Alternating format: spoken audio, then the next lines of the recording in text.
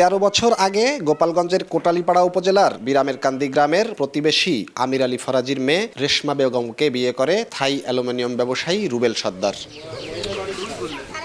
গত নভেম্বর মাসে গোপনে প্রথম স্ত্রীর বান্ধবী লিখিকে বিয়ে করে তাকে নিয়ে লাপাত্তা হয় রুবেল। কিছুদিন পর দ্বিতীয় স্ত্রীকে নিয়ে বাড়িতে ফিরে আসেন। পারিবারিক চাপে দ্বিতীয় স্ত্রীকে ডিভোর্স দেয় রুবেল।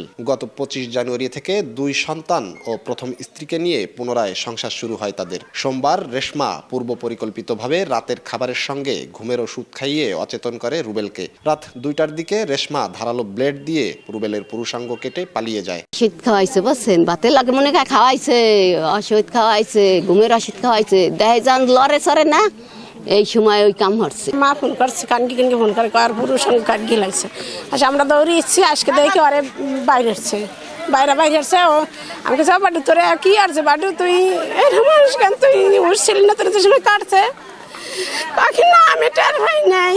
তদন্ত করে ব্যবস্থা নেওয়ার কথা জানায় পুলিশ। একজনের পুরুষাঙ্গ কর্তন করে ফেলেছে তার স্ত্রী। এই সংবাদ পেয়ে আমি তাৎক্ষণিক আমাদের একটা পুলিশ টিম ওখানে পাঠিয়ে দিই। মঙ্গলবার সন্ধ্যায় কোটালীপাড়া থানায় স্ত্রী রেশমা সহ 3 জনের বিরুদ্ধে লিখিত অভিযোগ করেছেন রুবেলের বাবা মঞ্জেল সর্দার। জয়ন্ত শিরালী, সময় সংবাদ, গোপালগঞ্জ।